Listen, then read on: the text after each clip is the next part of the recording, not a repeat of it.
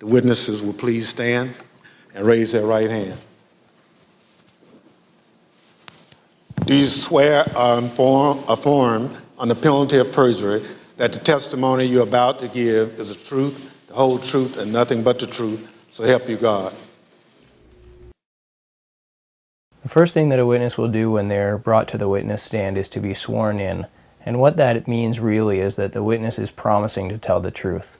The witness can do that in a few ways. They can either place their hand on a holy book, either the Bible or the Torah or some other holy book, and swear to tell the truth, or the witness can simply affirm to tell the truth, which is generally done if the witness prefers not to use a holy book. Good morning, sir. Would you please state your name for the court? Devon Tinsley. Could you please spell your first and last name? Dovanovantisi. Would you like to affirm or swear on the holy book? Swear in the book. Do you swear that the evidence you're about to give is the truth, the whole truth, and nothing but the truth, so help you God? Yes. Please be seated. The truth, the whole truth, and nothing but the truth. That's a high standard that we know applies in an official court of law. Job's three friends are in a sort of court that is arranged against Job. They're witnesses for the prosecution, you might say. One friend, Eliphaz, in Job 5:27 says, "We have studied life and found all this to be true. Listen to my counsel and apply it to yourself." Eliphaz continues in chapter 4, verse 8. "My experience shows that those who plant trouble and cultivate evil will harvest the same." Eliphaz and the other two friends are using a form of logic called a syllogism. Two premises that are assumed to be true and a conclusion that follows. Here's a silly example. All cows are mammals, premise number one. Premise number two, Bessie is a cow. Therefore, Bessie is a mammal. Two truths create an unshakable foundation for an unshakable conclusion. How about this one? Calamity comes only upon the wicked. Job is suffering terrible calamity. Therefore, Job must be wicked.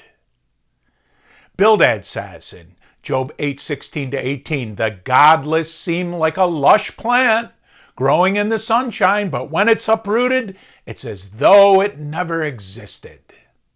The only sense Bildad can make of Job's suffering is that Job must be a godless man who's been torn up by the roots.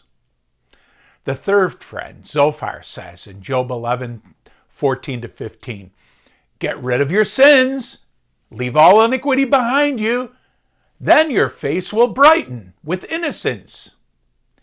The logic of Job's three friends is perfect. They seem smart because they're perfectly logical.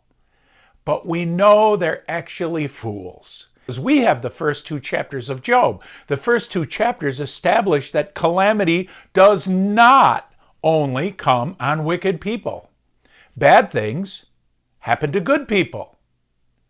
The first premise in the syllogism of the three friends, that calamity comes only on the wicked, is not true, so their conclusion is also false. What is striking is their confidence. Because of their powerful logic, they're confident, even bold. They can't keep their mouths shut. And a lot of what they say is almost irresistible. But it's also dead wrong and very dangerous. It reminds me of Philippians 4:8, which says to think about whatever is true. Perfect logic doesn't make something true. The logic needs to be founded on truth. If logic is not founded on truth, it's not worth the mental space it takes up inside our heads. So tonight, in home fellowship, let's talk more about the counsel of Job's three friends.